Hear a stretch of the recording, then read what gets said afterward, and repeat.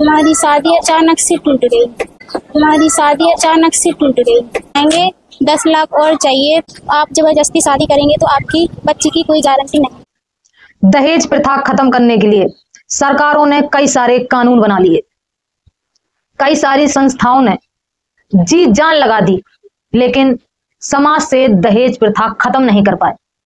आज की जो घटना है, उस घटना को सुनने के बाद आपकी भी आंखें भर आएंगी। आए दिन आप भी अखबारों में और टीवियों में न्यूज देखने को पाते हैं।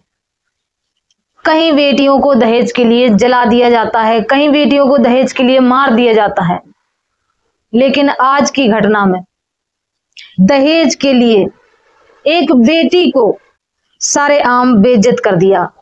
माता पिता का सपना, बेटी के हाथ पीले करेंगे, बेटी की विदाई करेंगे, जमीन बेच दी, घर की वस्तुएं बेच दी, बेटी को 10 लाख रुपए देना है। हमारी शादी अचानक से टूट गई। माँ बाप का सपना था बेटी के हाथ पीले करने हैं, जमीन बेच दी, बेटी को दहेज देना है। क्योंकि रिश्ता देखा गया तो मांग थी 20 लाख रुपया। पिता ने जैसे तैसे करके 10 लाख रुपए जुटा लिए और रिश्ते के लिए लड़के वालों को मना लिया।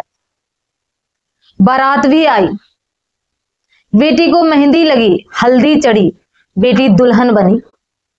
दुल्हन बनने के बाद जयमाल हुआ, बेटी के सपने सजे, माता पिता की आंखें खुशी से भर आई। बेटी के हाथ पीले हो जाएंगे और बेटी विदा हो जाएगी। लेकिन क्या था, बीच में ही दहेज के लोभी, दहेज के लालची मजबूरी का फायदा उठाने लगे। अपनी बात से मुकर के 10 लाख से 20 लाख रुपए मांगने लगे। इज्जत दांव पर लगी। दूसरी तरफ घर भी नीलामी की कगार पर आ गया। अब एक मजबूर पिता क्या करे? बेटी को विदा करे 20 लाख रुपए दहेज देकर, या फिर अधूरी ब्याही बेटी को अपने घर पर रख ले। भाइयों, ये मामला है छतरपुर का, जहां पर एक परिवार में एक बेटी का जन्म होता है। माता पिता खुशी से झूम उठते हैं और अपनी बेटी को पाल पोस कर बड़े लाड़ प्यार से बड़ा करते हैं। हर माँ बाप की ख्वाहिश होती है कि उसकी बेटी एक अच्छे पति की दुल्हन बने और एक अच्छे परिवार की बहू बने। इसी सपने को पूरा करने के लिए माँ बाप अच्छे से अच्छा घर ढूंढते हैं अपनी पुत्री के लिए। भाइयों, इन माँ बाप ने भी यही किया, अपनी बेटी के लिए अच्छा घर तलाशा। मांग थी 20 लाख रुपए, लेकिन जैसे तैसे बात तय हुई 10 लाख रुपए पर। बेटी ने मेहंदी लगाई, बेटी तैयार हुई, हल्दी की रस्म हुई, शादी का सारा टीम झाम हुआ, बारात भी आई, दूल्हा सजकर भी आया और जयमाल भी हुआ। जयमाल होने के बाद लड़के वालों ने अपनी औकात दिखा दी, अपनी बात से मुकर गए और फिर से उन्होंने मांग कर दी 20 लाख रुपए की। उन्होंने कहा कि 10 लाख नहीं, हमें पूरा 20 लाख चाहिए। अब जिस पिता ने 10 लाख अपनी जमीन बेचकर जुटाए हों, वो पिता 20 लाख का अचानक से इंतजाम कहां से कर दे? बस इसी बात पर बहस छिड़ गई और बहस यहां तक बढ़ गई कि लड़के वाले अपने लड़के को लेकर बारात समेत वापस लौट गए, अधूरी विवाहित लड़की को उसके माँ बाप के घर पर ही छोड़कर। कितनी उम्र है आपकी? 20 साल। कहाँ तक पढ़ी आप? MBA first year. क्या घटना हुई आज आपकी शादी थी, कैसे टूट गई? हमारी शादी अचानक से टूट गई। हमारे पापा और उनने 10 लाख मंगाए थे, तो 10 लाख दे दिए थे। पहले 20 लाख मंगा रहे थे, तो 10 लाख में वो तैयार हो गए थे। तो हमारे पापा और अन्य जगह जमीन कुछ बेचकर उनको 10 लाख दे दिए। जयमाला हो चुकी थी। फिर बात कहाँ से बिगड़ी?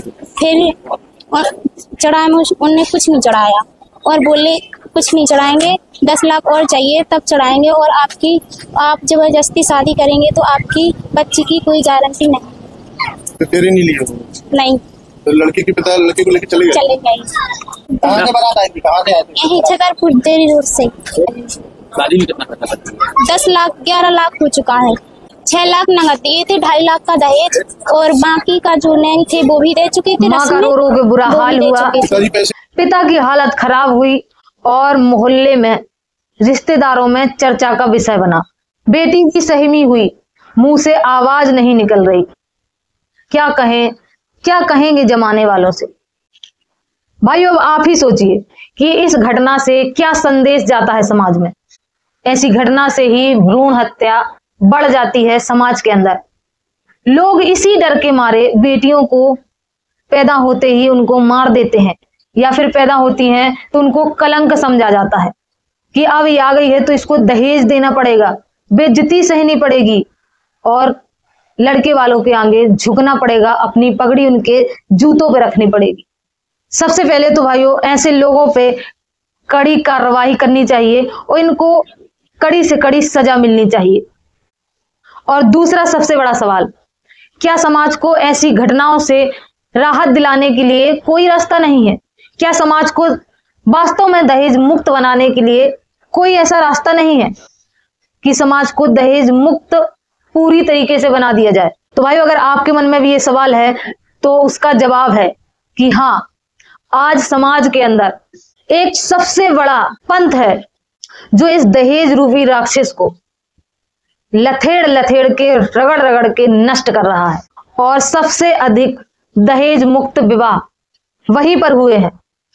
भाइयों आपने सुना ही होगा, जगत गुरु तत्वदर्शी संत रामपाल जी महाराज, जिनके सानिध्य में आज लाखों शादियां ऐसी हो चुकी हैं जो दहेज मुक्त शादियां हैं, जिसमें 1 रुपए का भी दहेज नहीं लिया जाता और लड़कियां खुशी हैं। माँ बाप अपनी लड़कियों को वरदान मानते हैं।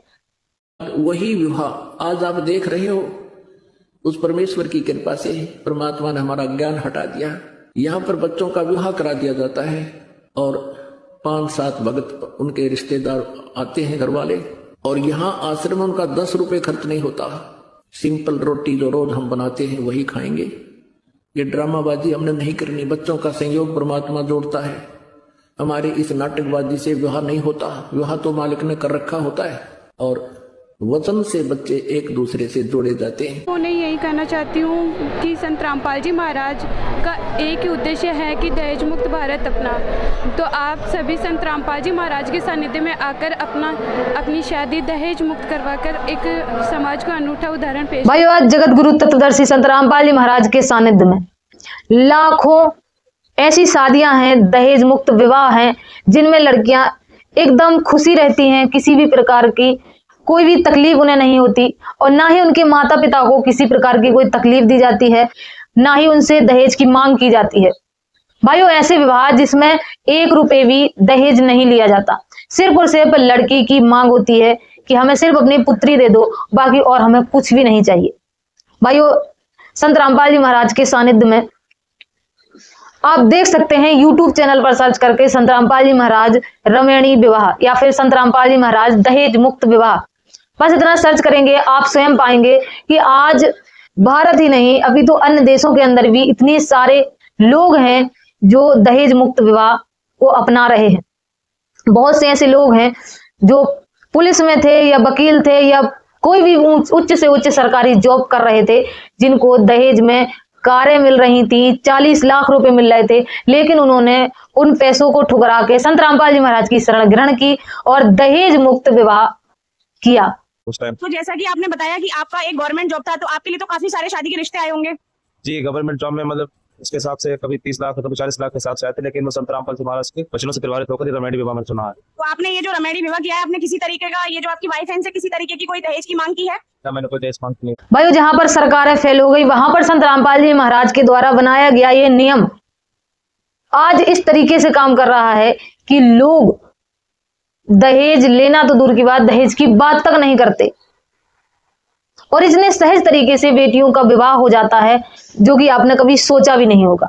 तो भाई उन सभी पिताओं से हमारा अनुरोध है और हमारी अपील है, जो पिता पुत्रियों का विवाह एक ऐसे परिवार में करना चाहते हैं जहां पर उनकी पुत्री पूरे जीवन खुशी रहे, किसी भी प्रकार का कोई दुख उसे ना आए, कि आप सभी लोग अगर अपनी पुत्री को वास्तव में खुशी देना चाहते हैं तो जगत गुरु तत्वदर्शी संत रामपाल जी महाराज की शरण में आइए और दहेज मुक्त विवाह करिए। आप जैसा भी लड़का चाहेंगे आपको वैसा मिलेगा। जहां पर सरकारी जॉब वाले लड़के भी होते हैं जो 1 रुपए का दहेज नहीं लेते। अगर आप अपनी पुत्री को दहेज दे रहे हैं तो बहुत बड़ा अपमान कर रहे हैं आप अपनी पुत्री का, क्योंकि आज तक कोई भी ऐसा, इतिहास को उठा लो या वर्तमान से लेकर किसी को भी देख लो, आज तक कोई भी ऐसी लड़की नहीं होगी जो मोटा मोटा दहेज ले जाने के बाद भी खुश हो ससुराल में। लेकिन संत रामपाल जी महाराज के भक्त जो बेटियां होती हैं जो बिना दहेज के शादी करती हैं, संत रामपाल जी महाराज के नियम अनुसार उनको आप पाएंगे वो खुशी रहती हैं, उनको किसी भी प्रकार का कोई कष्ट नहीं होता। तो अगर आप भी चाहते हैं कि आपकी पुत्री खुशी रहे, उसको कष्ट ना हो, आपको भी शांति रहे, आप भी कष्ट में ना हो, तो जगत गुरु तत्वदर्शी संत रामपाल जी महाराज का सत्संग सुने और निःशुल्क नाम दीक्षा प्राप्त करें और नियम में रहकर भक्ति करें और दहेज मुक्त विवाह करें, अपनी पुत्रियों का जीवन सफल बनाएं। संत रामपाल जी महाराज का मिशन है दहेज मुक्त भारत। तो भाइयों, इस मिशन में संत रामपाल जी महाराज का कदम से कदम मिलाकर सहयोग करें और अपनी पुत्रियों का जीवन सुरक्षित करें। मिलेंगे नेक्स्ट वीडियो में, तब तक के लिए सत साहिब।